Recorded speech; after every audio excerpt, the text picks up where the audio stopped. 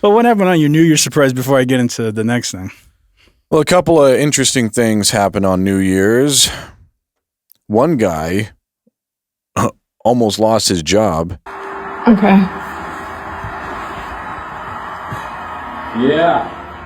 Yeah, live makeouts on SportsCenter. Get into it. Oh, what do we got? We got love in the air. Oh, wow, bro! Tony and Mike on kazoos. Who's having a good time? Happy New Year, everybody! Let's just watch that one more time. It was close. He tried to save himself. Yeah, live makeouts on SportsCenter. Get into it. Oh, what do we got? We got love in the air. Wow, bro! So what do we got here? We got some, we got a lot of love. Well, I wish that same love was transmitted to everybody else who fell for a TikTok psyop. Thousands apparently came to the Brooklyn Bridge because in New York because they were told by TikTok that there'd be fireworks there. 4, 3, 2, 1. Happy New Year! Let's go. Any second now.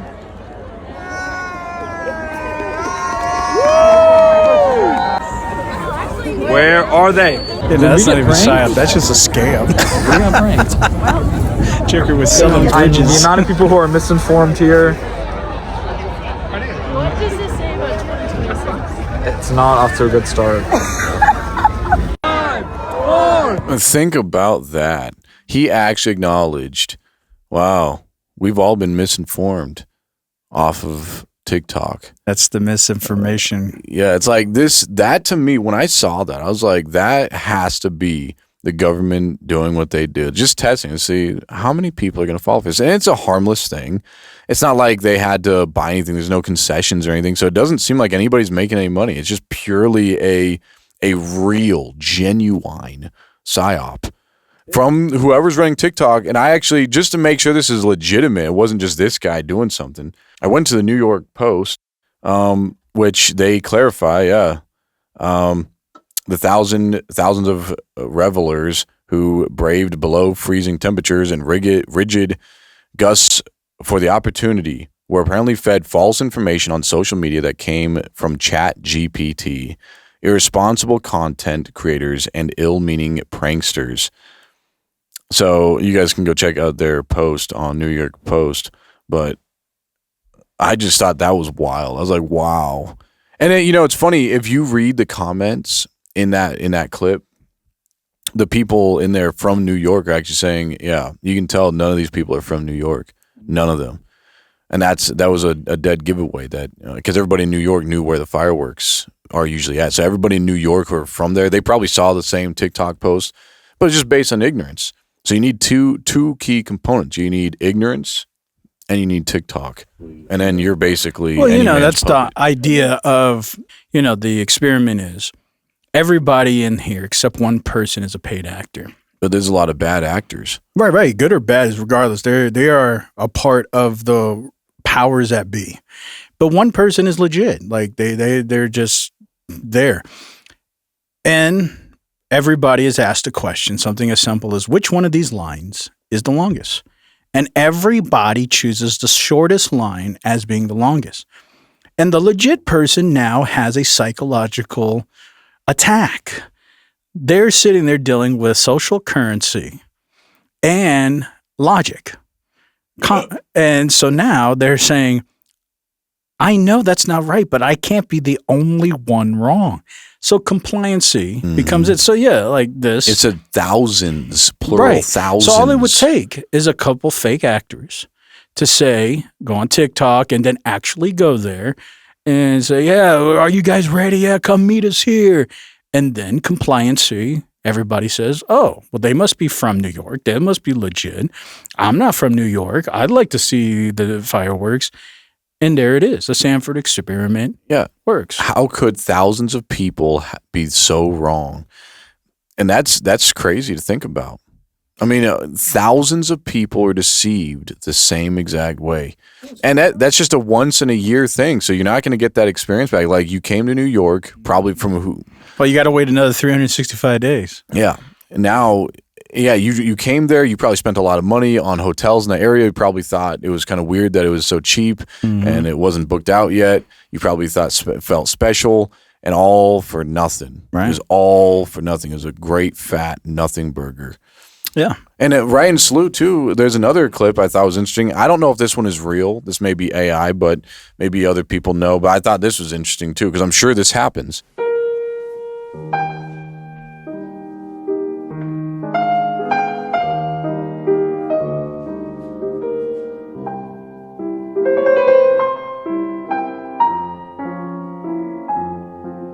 And see, I don't know what this is. Like, is this flirting? Is this actually a husband-wife relationship? Yeah. It looks like Rick from Walking Dead and a white version of Michonne. Yeah, I have no clue. But either way, she's doing something, and he's smiling back. Like, they're both smiling at each other and making these flirtatious gestures. So either they know each other. Maybe this is just, again, a big psyop. Maybe it's just paid actors. They're good actors, but they're bad actors. Yeah, I don't know. Stuff like that is, everything's on a continuum, a spectrum. There's no such thing as 100 everything. Well, I've been saying that for years, that we're all on the spectrum. Or I would say a continuum, but yeah, because that has its own connotations. Well, they don't call it continuum mobile. Well, they call it spectrum mobile. It's not as catchy, but it's not as mobile. Yeah, but there's always exceptions to the rules. So that's what I was trying to. That's probably one of those exceptions to the rule. I don't know what to make. That could very well be, but I don't know what you're gaining from that. That's what I'm saying. I don't know how, if you're a husband and a wife, clearly that can't be a husband and wife, because you'd never hear the end of it once you get home. It's like, I can't believe you're supporting him. I can't believe you're against him. You wouldn't be flirting with each other. And not only that, it's like, how do you get your wife that close to you without her getting tased by other people? Other members of your same force. It could be legit, it just could be legit protester trying to say something very provocative, sensual, and saying, what are you going to do about it? And because it's so provocative, so sensual, he's like, I guess there's nothing I can do about that. Yeah, but it depends on what she's saying. If you look at her face expression, she winks and she smiles a little bit, but then she goes back to serious again. So it looks like I have an act to keep up. Like, if it was purely flirtatious, she would be probably maybe grabbing him, saying other things. That's probably where, you can't play that off. Her mouth is literally on the mask. Yeah. I mean, look at this. Her face is on the shield already. She's already up against this man. But it just depends on what she's saying. Like, if it's highly sensual, then it could be very funny. Look at this. She goes from serious to funny, and then look, she goes back to serious again. She could be saying, "Hey, you're going to take me out for a date after this." Or is it really worth it? Yeah, I guess lip readers could probably translate for us. Yeah, unless it's not an American. Yeah, she looks like she's from Swahili or something. That looks like France or something. Yeah, maybe Calcutta. I don't know. Like I say, though, everything's on a continuum. That could be the exception to the rule. I don't know what the gain is, but it could be. It definitely could be some game of that. But again, I don't want to say every single thing on this planet is a psyop. But did you? Maybe this is old footage. Mm-hmm. I don't know if you've seen this before. I was going to play this also real quick in tangent with all this stuff. These people got duped. And you'll see. They'll explain it all.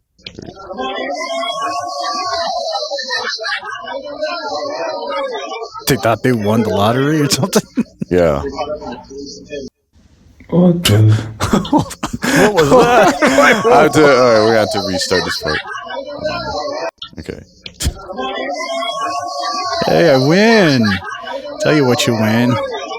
3 years in the slammer.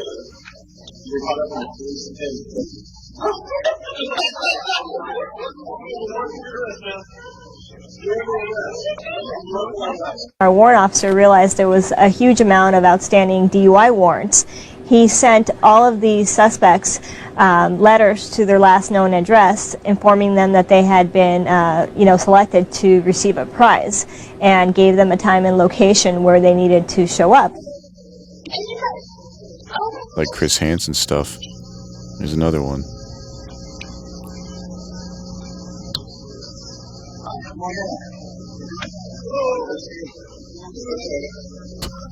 Love how gentle they are with it. Just gently grab his arms. I'd be a little scared if somebody grabbed my arm, even gently. I'd be scared. I'm just going to retaliate just because I don't know who you are. Just knee-jerk reaction.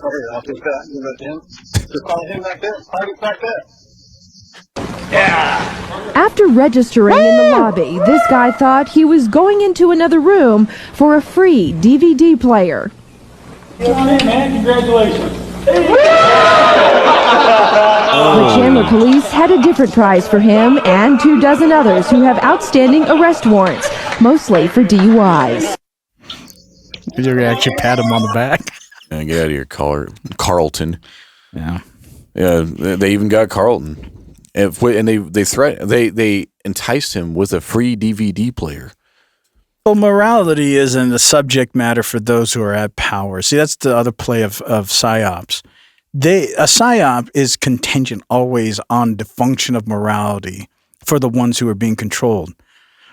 Like I don't know if it's completely restricted to that, because somebody could say that if the government does this, like cash for clunkers stuff or whatever, like, yeah, why don't you come and turn in your gas car and get a, was it EUV or EV or something, electric vehicle, EVs. Then, you can get your free EV just by turning in your gas car. For the ones the powers that be, they don't care. But they need you to believe that this is all justified. Entrapment is justified. Calling somebody a domestic terrorist because they don't agree with ICE is justified. Sending people that are United States citizens and denationalize them to going somewhere else, it's justified. And this is what makes me wonder, though, what ICE can do. What if ICE said, all right, guys, we're going to have free tacos over here at this location. Come one, come all. And then they wait for everybody to show up. Every single time somebody shows up, you have Chris Hansen over there saying, why don't you take a seat right over there? And then all of a sudden, all these people are getting shipped everywhere hungry. They're not actually getting any tacos or burritos or nothing. Well, that's what I'm saying. The quandary always puts you in this all or nothing. It's a zero-sum game. Look, for example, with the ICE stuff, everybody may say, yes, we need to have border control. Most Americans would agree on that. I would say almost all Americans to say, we don't want to have absolute free borders. Nobody wants that. But also, you don't want to agree with everything ICE is doing. But how these quandaries always work is it's a zero-sum game. You disagree with anything, you disagree with all of it. And so what it forces you to do is say, I have to compromise my morals to be on the winning side. So if you choose the winning side or the power side, you always have to compromise your morals. But at least you're on the power side. And the ones who are in opposition, they're always made the examples to the followers of the power side. You better stay following or you're going to be like them. So they're the ones who get, you're a domestic terrorist. Even though you're a citizen, we're going to denationalize you. See? Don't be like them. So the dichotomy is always a compromise of morality because one says evil. One says, I agree with a lot of it, but I don't agree with all of it, but I have to accept all of it or I'm going to be made like these people. So either way, it's always this dichotomy of morality. And it's a psychological game because it's a lose-lose. Either way, you lose because you're compromising things you normally wouldn't, or you're going to lose things that you say I shouldn't. Doesn't matter. Either way, you lose. You always lose. It's only the illusions of winning. It's a game of incrementalism. For the powers that be, even the ones who are following the powers, they're compromising their morals to the point to where they're not even the same people they once were anymore. Well, you heard about that guy who traded a paperclip for a pencil and a pencil for a calculator, all the way up to a Lamborghini. Mm-hmm. He was able to get a Lamborghini from a paperclip. So he, like a little tiny domino, was able to knock over a bigger domino, which knocked over a bigger domino. And that's all this is. That's all I've always been preaching is leverage. Like, it's like that song says, where you're giving it away, giving it away, giving it away now. That's the next level of charity. Those same people are trying to teach people how to Dougie.